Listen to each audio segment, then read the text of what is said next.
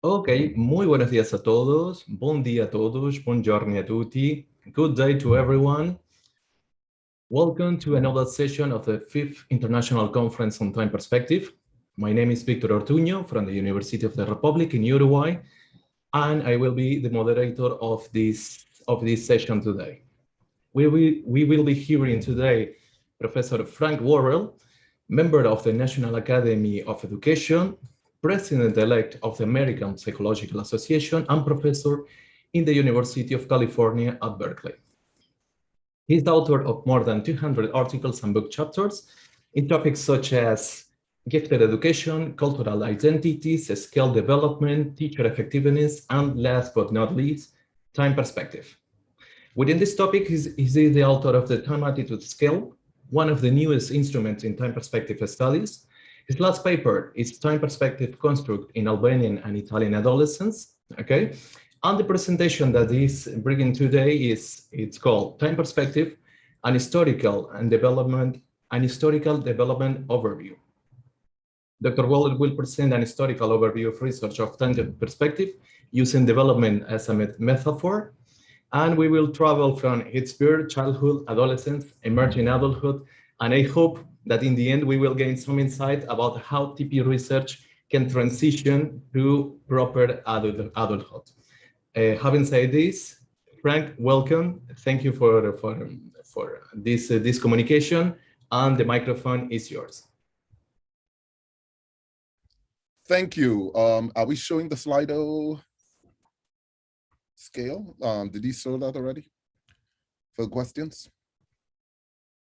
So if you want to do any commentary, greetings, or questions to Frank, please feel free to go to slide.bo, okay, and put this code, hashtag ICTP 2021, okay, and you will find a place where you can put any commentaries or questions, okay? In the end, we hope to have time to have a little chat between everyone, okay?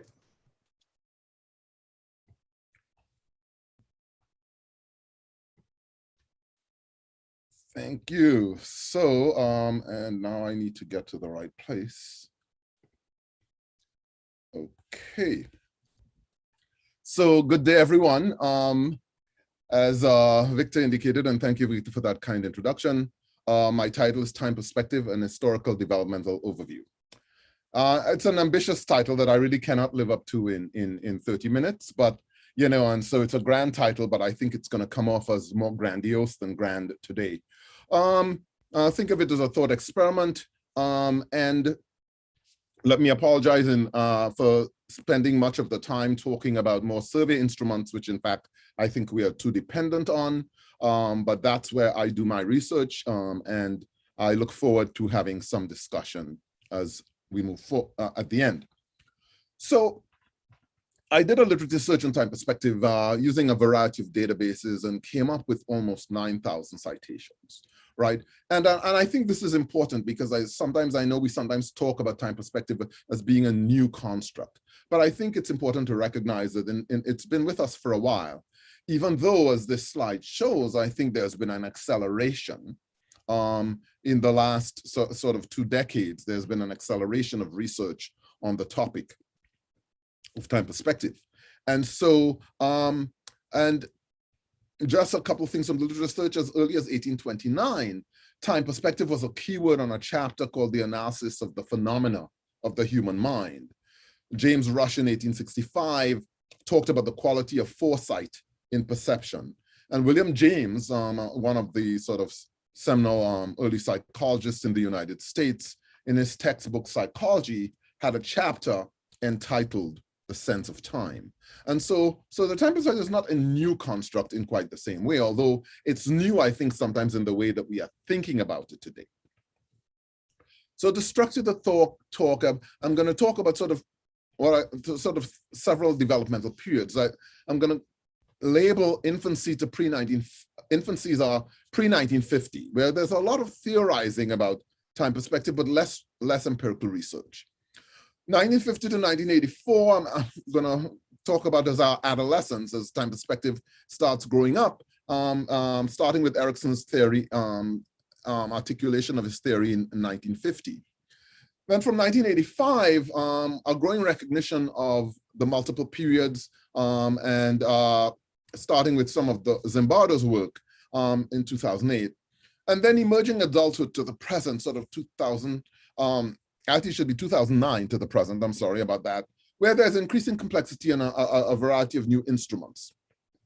And so starting with infancy, pre-1980. So theories and speculations, and there are fewer than 100 articles, there are 55 on slide 3 in this period.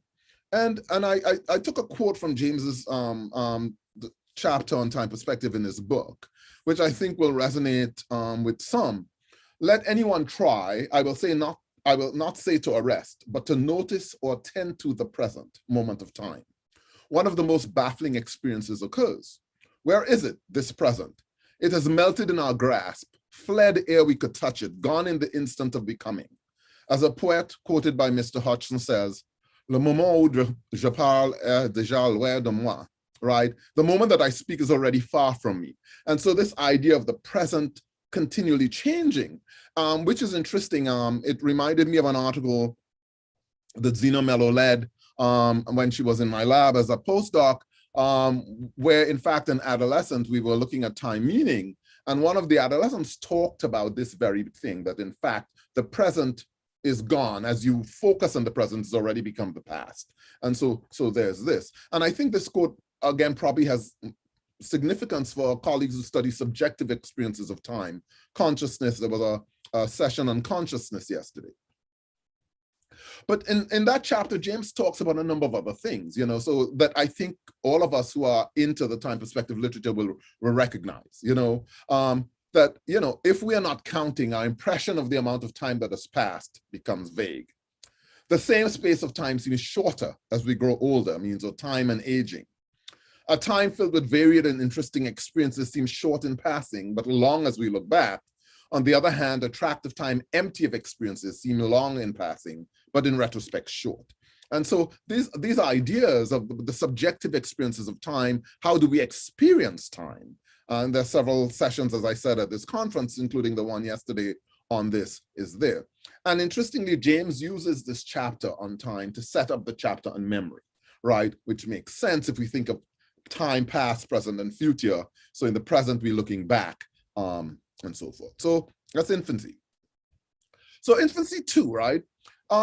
There is actually literature on time perspective in the anthropology, right? And so Edward Sapir asked, is it possible to read time perspective into the flat surface of American culture as we read space perspective into the flat surface of a photograph, right? And so this idea, he's a cultural anthropologist, he's looking at time in a societal and socio-historical context, specific time points, periods of time, the evolution of a society, right? And this idea, again, if we bring it back to psychology, Bronfenbrenner's 5th level, which is not frequently talked about, the chronosystem, right? The environmental changes that occur over the life course, right? Including major life transitions. Normal ones such as starting school and so forth, but also non-normative transitions, parents getting a divorce, moving to a new house. And so these kinds of things, this idea of time perspective as this larger umbrella within which we live, and can we measure it? And then the more seminal theorist to the psychological study of time, Levin in 1935, in childhood, individuals are focused on the present. In adolescence, individuals learn that life includes both a past and a future.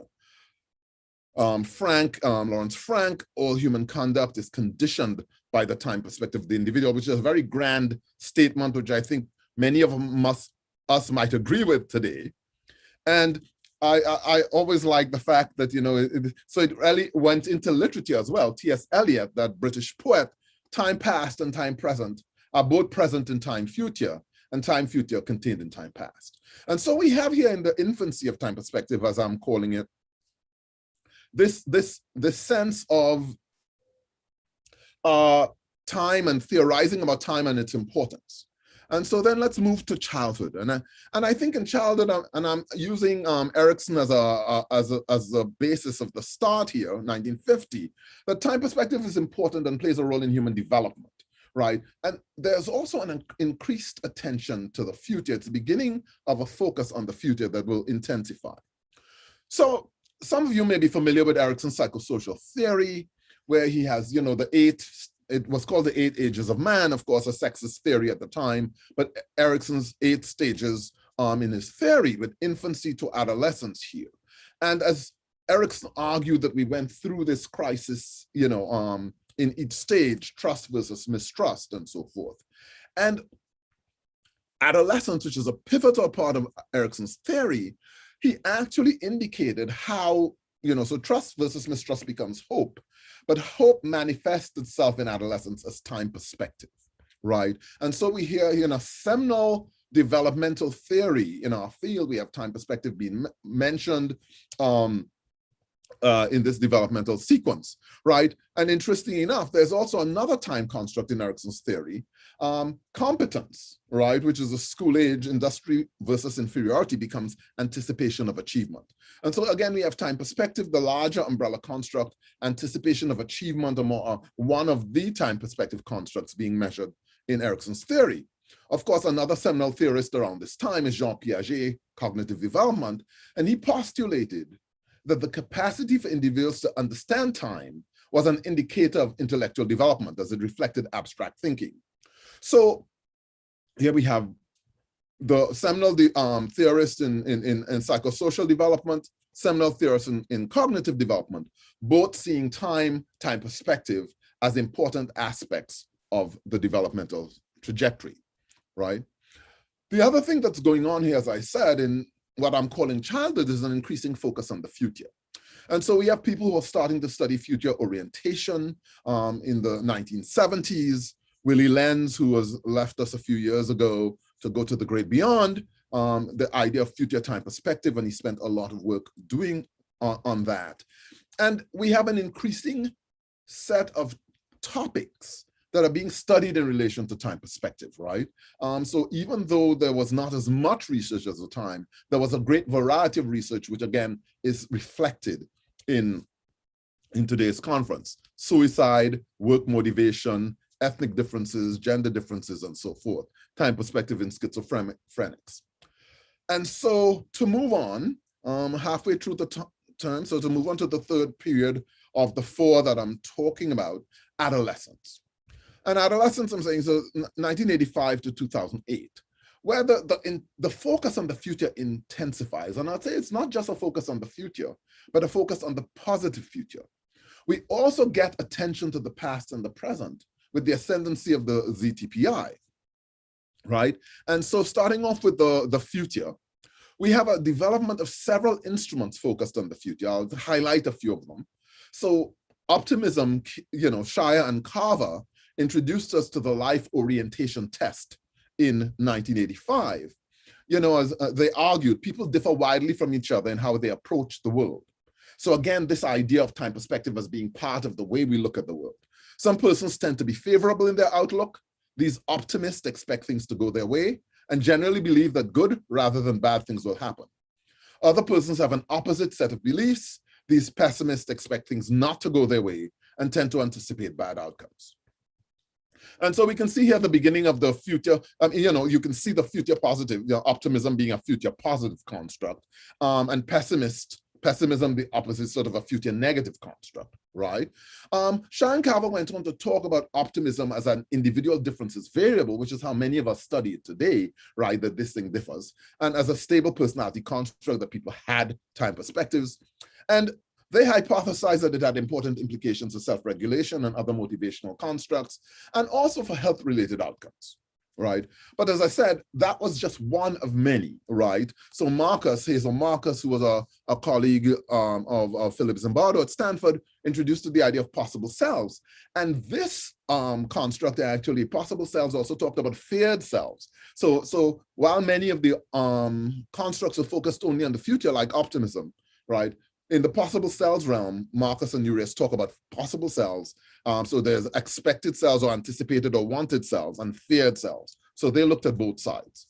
Future orientation, again, taken up by 2 seminal theorists, Nurmi and Segner. Jesser in 1990 introduced us to the perceived life chances. I'll talk a bit more about that. I'll talk a little bit about hope. Schneider et al. Hope has become one of the major area of research in its own right for a set of researchers on the idea of future expectations. So starting with future life chances, this was a simple one factor scale where asked what are the chances that you will do some things? What are the chances you'll graduate from high school? What are the chances you'll go to college?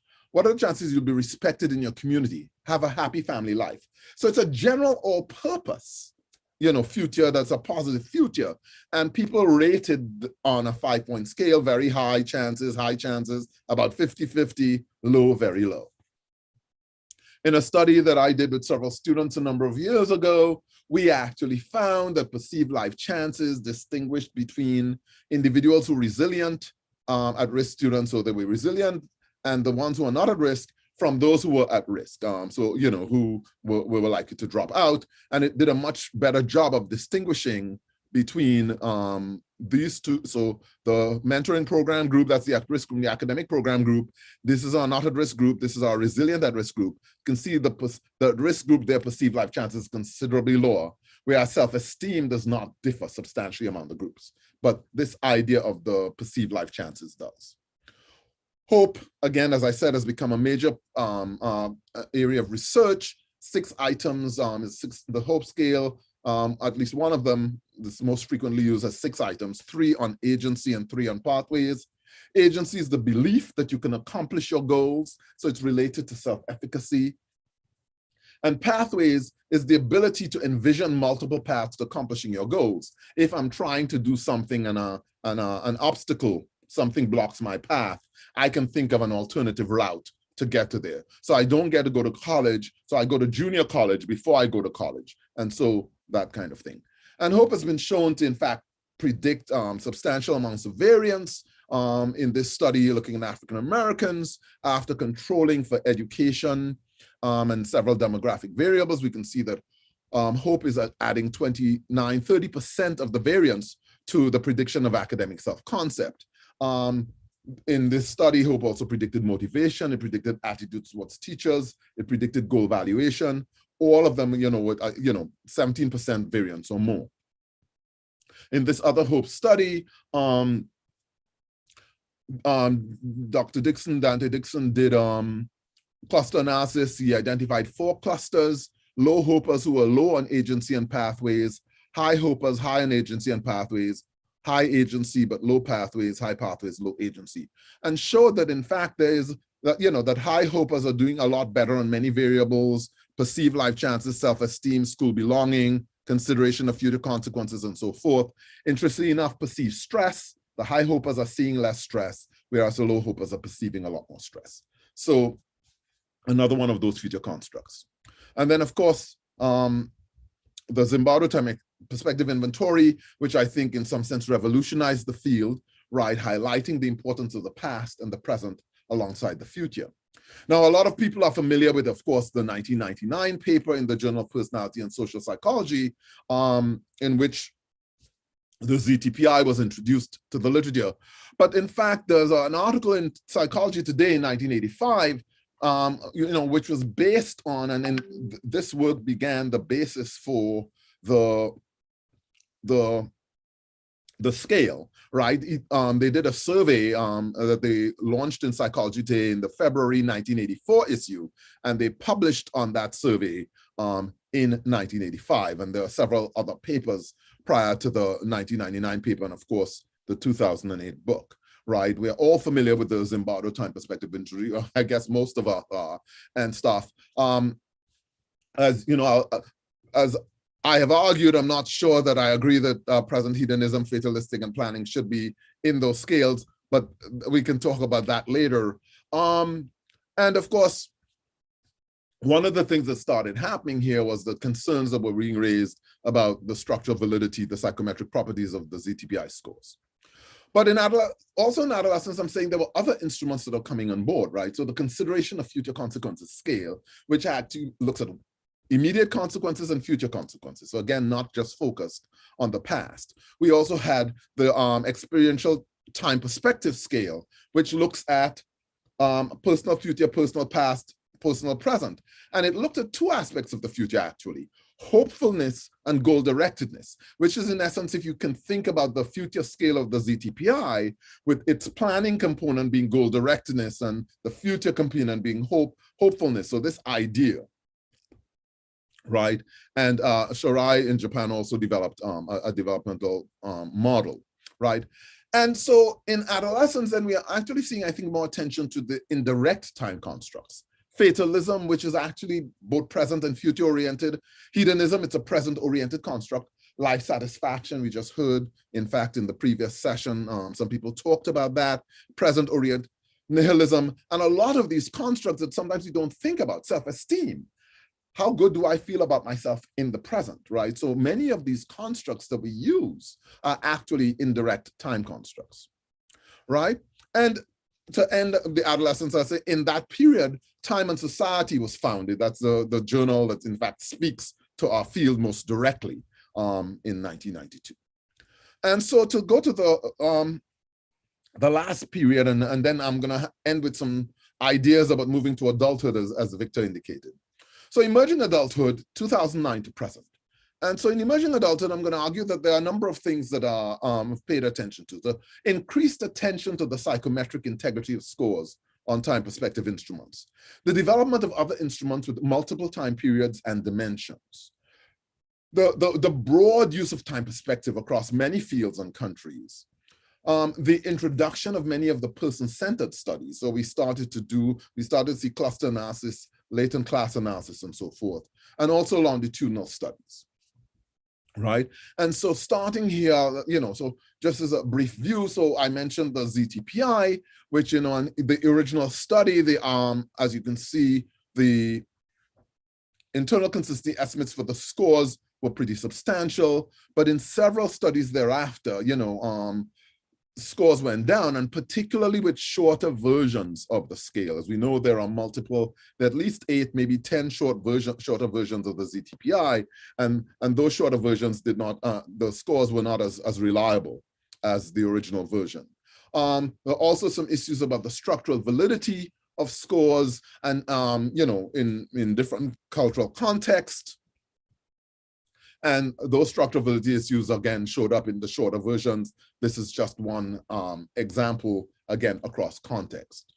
But moving on, so the development of other instruments. And so we get the temporal focus scale coming on board in 2009, right? Past focus, current focus, future focus. So this idea. We also have the adolescent and adult time inventory coming on board, which looks at 6 subscales from past positive to future negative. So past, positive, and negative at each time period. And that also, the first article using that scale, the first set of articles came out in 2009. And that scale, the adolescent and adult time inventory, actually has several dimensions. And so the Buell-Linde study was part of a special issue in Diskurskenheit und, my German is not very good. But in any case, for those of you who can read that, I can't say it anymore. I've long forgotten. There was a special issue on time, and there's an article on time frequency as well in that issue. And then, of course, the article introducing the time attitudes, which has become the most commonly used aspect of the AATI, came out in 2013. But even at this conference, we have the time consciousness scale being discussed. There's an article on temporal depth, the Spanish version of it, the temporal coping inventory. These are in sessions tomorrow. So again, this idea of the development of new instruments as we look at it. So the model I'm most associated with, the Mello model of time perspective, with Zena Mello and myself. And as you can see, this idea of developmental outcomes, but wanting to highlight that, in fact, there's time meaning, which is a qualitative thing. This is where, in fact, the adolescents were telling us about the present being something that you can't grasp, much like James said in 1892. Time orientation, time relation, time frequency, and time attitudes, right? And so you see these ideas of other domains, right? And so in terms of the other domains, we have our time relation uses the circles. Zena mentioned it in the previous things, so time relation, time orientation, and just to give kudos to Cottle, right, who started those circles, used those circles in 1967. They did not get picked up on and now have come full circle, if you wish, and are being used to a large extent. So moving on, then, we have being used in many countries here. So the Sirkova et al. 2014 paper, where the 24-country study of equivalences of ZTPI, this idea of time perspective, in fact, becoming an international phenomenon, right? So multiple domains, and these are from just this current conference. I may have missed some countries where people are presenting from, and things that are being studied: addiction, art, mental health, social emotional issues, the workplace, substance use. So all of these things are things that are related to time perspective. And the other thing that's happened, I think that's a good thing for our field, Michael McKay did a meta-analysis, for instance, of scores. And an instrument you can see: New Zealand, Germany, Turkey, Japan, the United Kingdom. So this idea that, in fact, we are paying more attention to measurement issues as we go forward.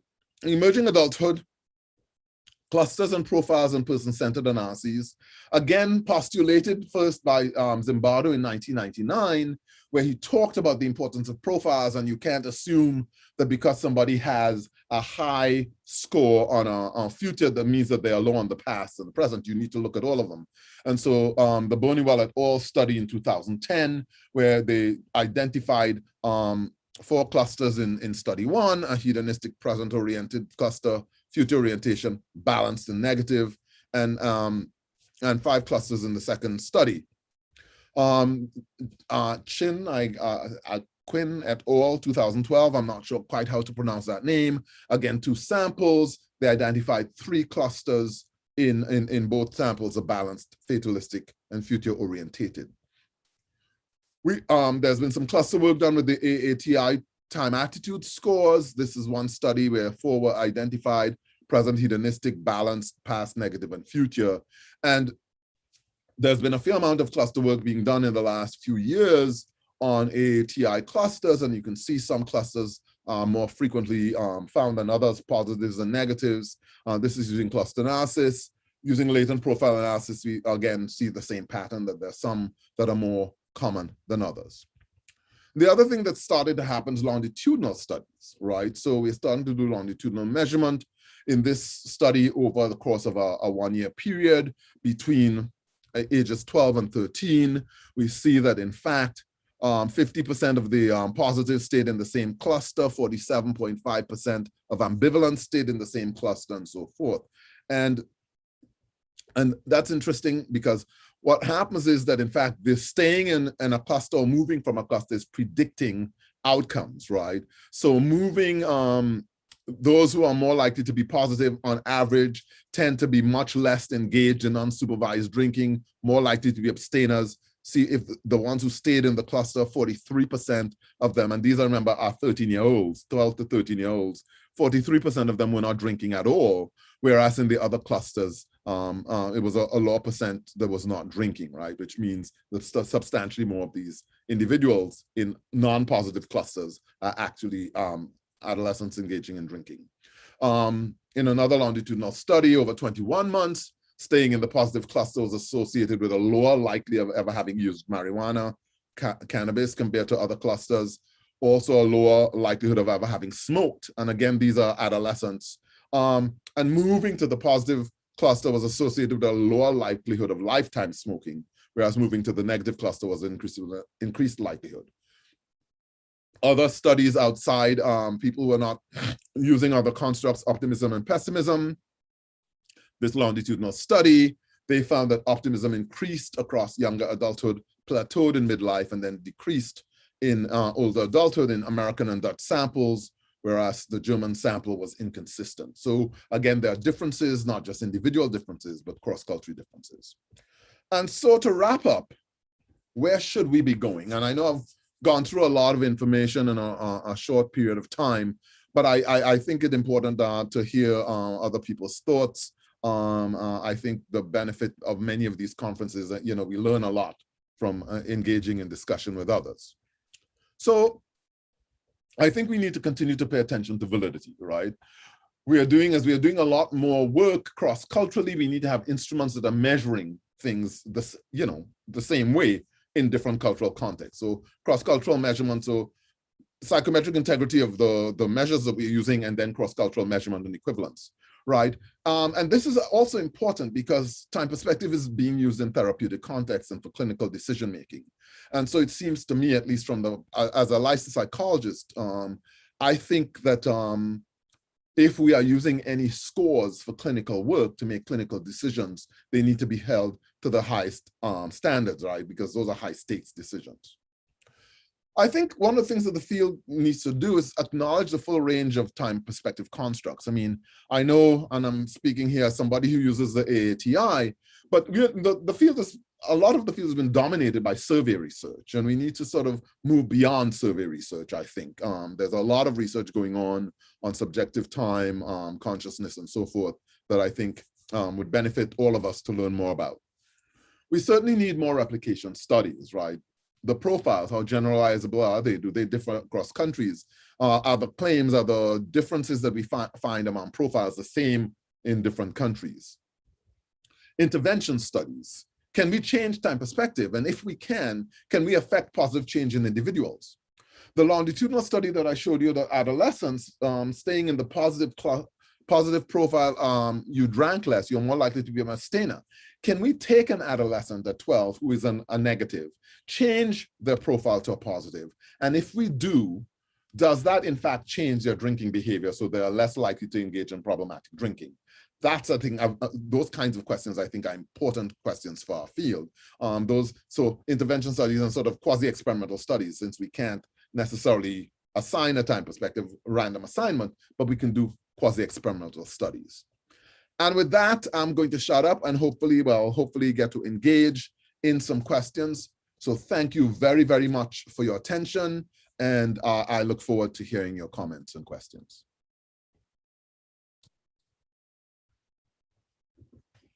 Okay, Frank, thank you very much for the presentation and your precise timing. So we have a few minutes to discuss some questions. Remember that you can go to slide.do to put some questions, okay? Frank, are you ready? We have some interesting questions here. Okay. That is the address you can go to write down your questions, okay? So let me just, okay. So I think I will begin with the broadest of the questions. That is from Oksana. What are your predictions for the future of time perspective? That's a big one to start. Right. We got the tour this morning, and Vilja was telling us that they expect a lot of American tourists in Lithuania next year. I wish I could be that precise. I actually think that the area of research is going to, it's going to gain more visibility. I do think, well, one of the things that we have shown is that time perspective, and in fact, in many of the iterations, whether the consciousness studies, there are some studies on time perspective in prison context, for instance, in this session, and a lot of the work using the scales, temporal focus scale, consideration of future consequences. There's now a domain specific consideration of future consequences scale, the time orientation and so forth. They are actually showing really important correlates, right? And so if we can move, I think, to the point where we can show that, if we can show that interventions, that we can measure stuff and we can actually intervene and change trajectories from negative to positive trajectories, I think time perspective research is going to be playing a major role in psychology and education and the workplace and many of these spheres going forward. But I think we are going to need to do the hard work. And that's the other reason why the measurement becomes important, because if we don't get our measurement right, our field will get discredited if we don't get the measurement stuff right, because people will not take the findings seriously. So I'll leave it at that. Thank you very much for the response. Talking about that, there is another instrument that is being presented in this, that is the Spanish adaptation of the dark future scale to measure future anxiety. It's a poster, but you're doing some advertising. Next Okay, thank question. you. Yeah, thanks for that. How do you conceptualize the time perspective itself as a stable attitude or a flexible cognitive function? Right. That's an interesting question. And I think, one of the things that we've been taught is that personality, for instance, is a stable dimension, right? So that's sort of a given in psychology.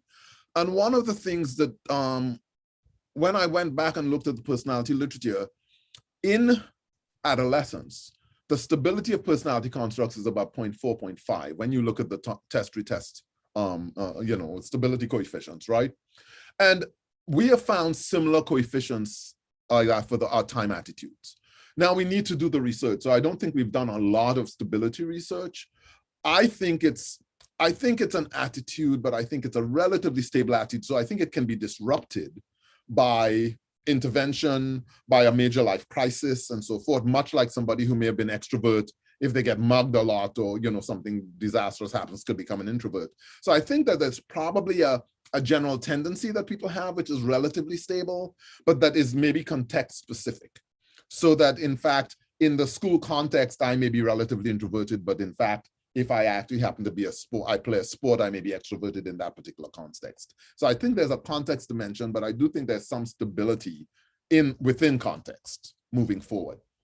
So that's, I guess, yeah, that's as close as I can get to answering that question. It's a really difficult question. If you see the Zimbardo paper, he says something like it's a relatively stable construct. So it's kind of it's and it's not. So it's something that we have to work about it in the future.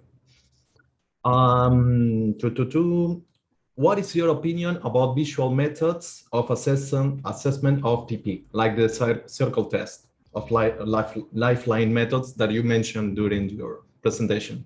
Right. I think they're interesting. I think there's been too little research on those. So we don't have, I think, a lot of information on how they work. I know, Zina has been using them in her work, and I think that that's great. We need to continue to do that because we've gotten some, I think in the first study that we did, there was some replication. Then there was an independent study, so we had done a study with 2 different data sets.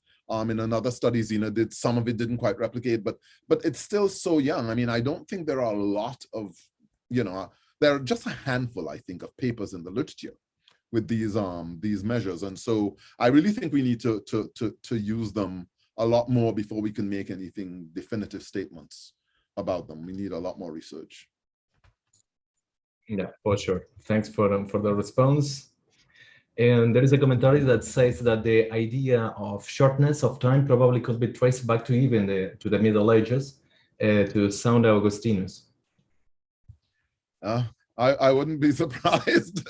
Yeah, no, I do think it was interesting. One of the things that the search did is, and I think that's an open, because I think for many people coming into the field, right, they go back to the ZTPI and stuff, and I think the field has a long history, and I think it's important to have a sense of that. And so many of the things, that's why I had the quotes from James, right? So James was making speculations that things that we have confirmed, right? But he was making those speculations back in the late 1800s. And so yeah, I think, people have been thinking about time and its importance, for a long period of time.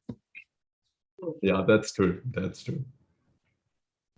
So we have a few minutes yet for a few questions, if it's okay for you. Yeah.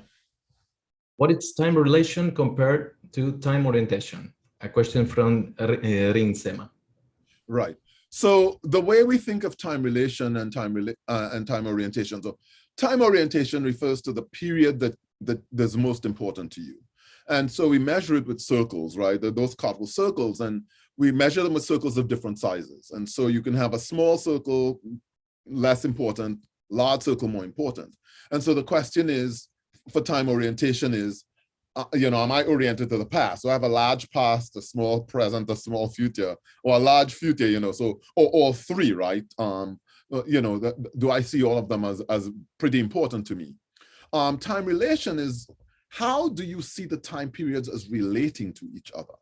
So do you see them as separate? So is the past connected to the present, connected to the future? Is the past by itself and the present and the future are connected, and so forth? And as I said, there's not been a lot of research done. What we have found is that the most adaptive functioning seems to involve when you see the past, present, and future is connected, right? When you see them as related, so time relation and stuff, and then, or the present and future is related, you've got to actually see that what's going on in your present is going to have an impact on your future. So that present, future, or the past, present, future related are the ones that seem to be most adaptive. If you see them as separated all the time periods, it's less adaptive.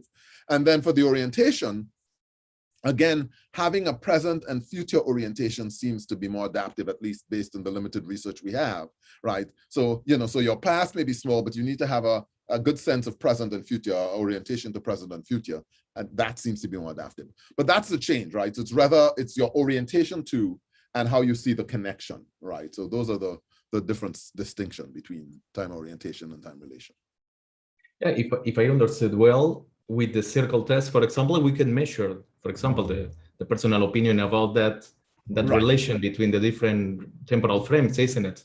Right, and stuff. And we have we have an article that just came out, was it earlier this year, I think, where we looked at Albanians and Italians and showed that there are slight differences in the way the people in those two countries responded to the time relation, time orientation. So people remember to check the last paper of Frank for more information about that. Let me see if we have something else. I will consider the linkage of mindfulness and present time perspective as promising for the future. Do you agree with that? Right. So mindfulness, I can't define it, but the idea of mindfulness is being grounded, understanding yourself and sort of being able to let go of the world and experience yourself.